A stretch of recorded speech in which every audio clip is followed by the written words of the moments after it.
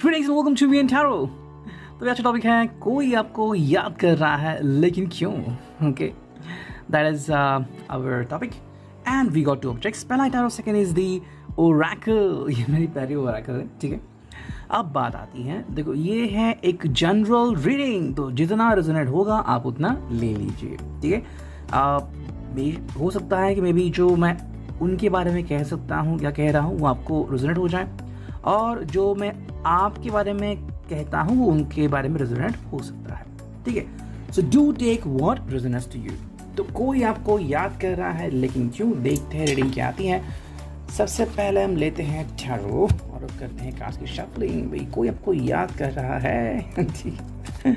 देखते हैं कितने कार्ड्स आते हैं, ठीक है. चलो,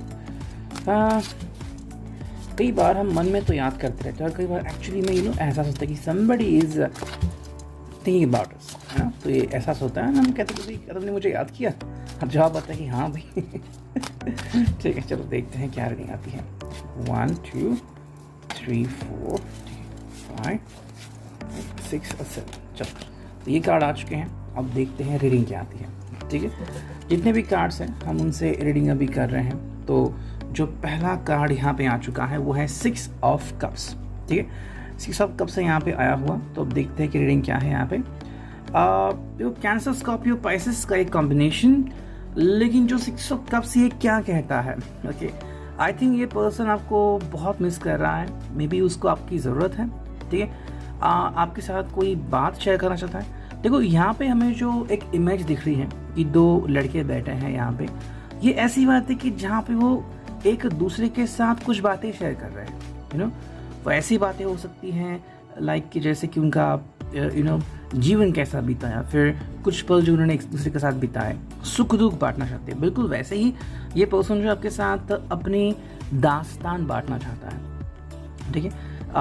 जस्ट शाम का वक्त है एंड बात ऐसी होती है कि the person is missing you lot. आपने भी देखा हो कि कई बार जब हम अकेले पढ़ते हैं या फिर चाहे हम हज़ारों लोगों के साथ ही क्यों ना हो या भीड़ में क्यों ना चल रहे हो, लेकिन फिर भी जिसके साथ दिल साझा करे वो हर कोई नहीं होता. तो ऐसे में जब दिल पुकारता है तो हम बेशक उसी को याद करते हैं जो पर्सन हमारे लिए बहुत महत्वपूर्ण है, राइट. तो 6 of cups is all about it, cancer, Scorpio, Pisces, ठीक है. अब देखते हैं सेकंड कार्ड, ओके. एंड ये है 5 ऑफ कप्स, ठीक है. नाउ ये उनकी हालत हमें यहाँ पे दिख रही है, सॉरी टू से. क्या है ये हालत? ये हालत ऐसे कि भाई I really need you, okay.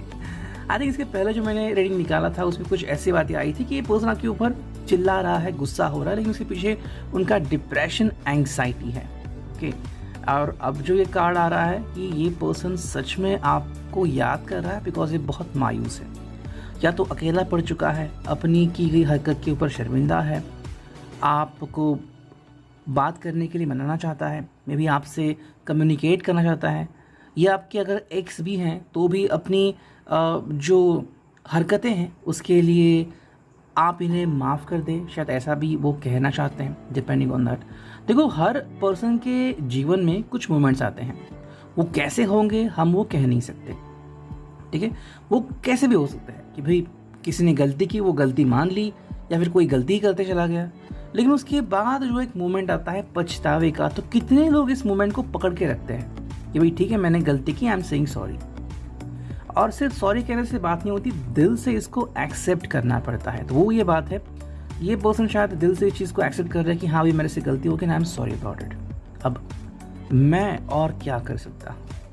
तो शायद ये पर्सन मायूस सा हो गया है, गुमसुम सा है, शायद 2-3 दिन या 2-3 हफ्ते से ऐसा चल रहा है एंड आपको पता है कि ऐसी कुछ बातें हो रही हैं. अब आप क्या करते हो तो आपके ऊपर डिपेंड है, लेकिन क्या ये कर सकते हैं या कर रहे हैं वो तो हमें यहाँ पे थोड़ा सा तो अंदेशा लग रहा है. नेक्स्ट कार्ड है पेज ऑफ सॉर्ड्स, ठीक है.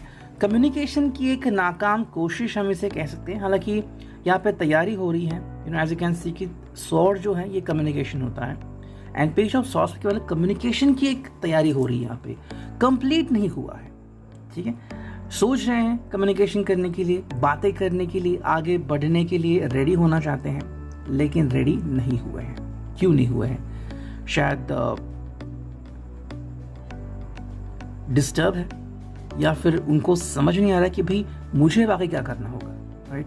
अगर आपको ईमेल किया, व्हाट्सअप किया, आपको कॉल किया, आपका जो सवाल होगा उसके बाद जो जवाब आप इनसे एक्सपेक्ट करोगे, क्या वो जवाब इनके पास है?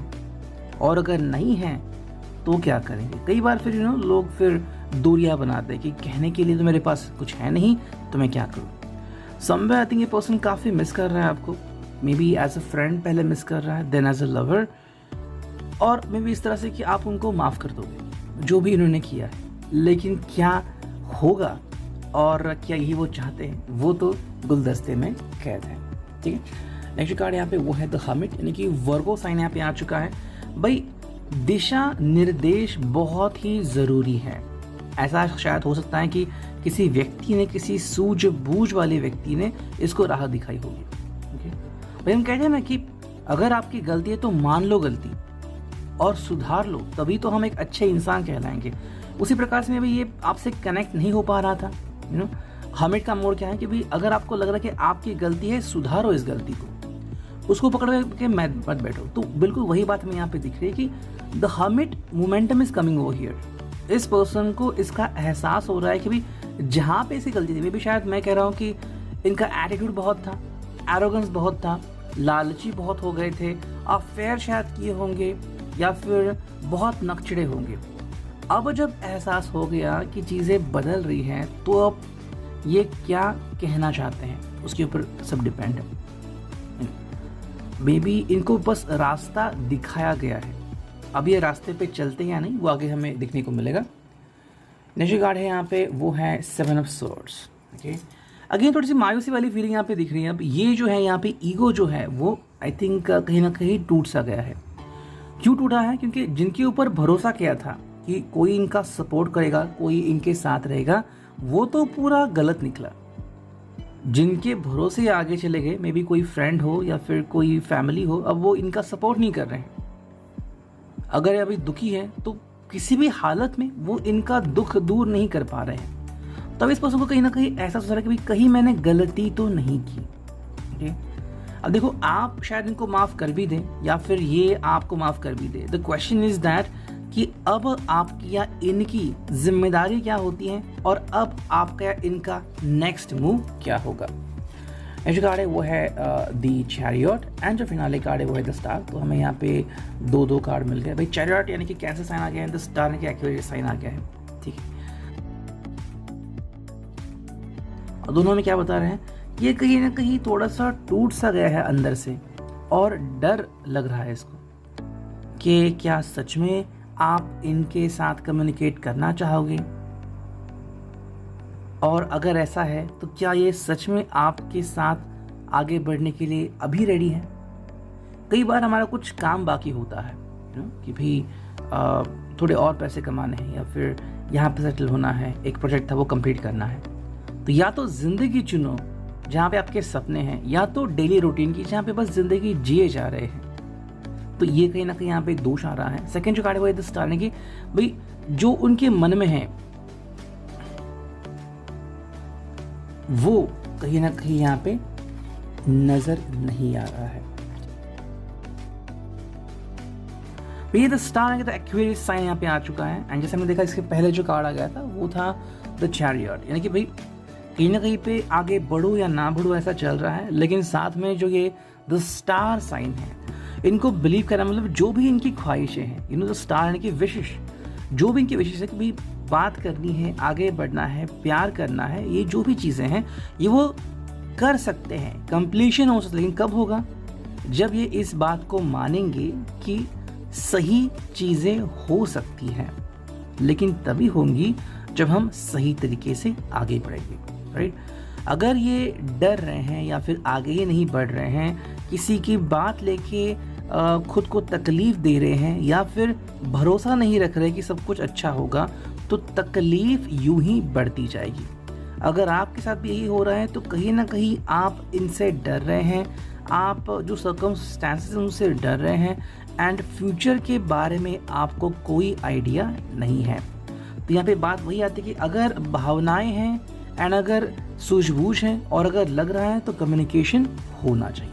ठीक है, तो ये हो गया रिगार्डिंग दी टैरो और अब देखते हैं ओरेकल से हमें क्या रीडिंग मिलती है। So let's shuffle the Oracle first. ठीक है, ये बहुत बड़ी ओरेकल है। ओके कम ऑन, चलो एक और बार मैं शफल करता हूँ इसको। ठीक है, अब देखते हुए रीडिंग क्या आती है। पहला, ठीक है, दूसरा,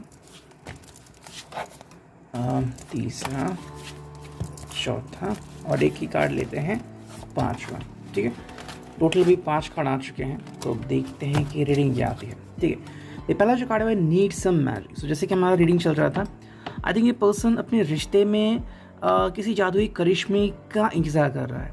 शायद उसे लग रहा है कि मे बी आप खुद कम्युनिकेट करोगे या फिर कोई फ्रेंड कहीं से आ जाएगा और कहेगा कि भाई तुम दोनों का साथ होना बहुत ही ज़्यादा ज़रूरी है, राइट। मतलब किसी ना किसी तरीके से कोई एक बात हो जाएगी और आप दोनों साथ मिल जाओगे।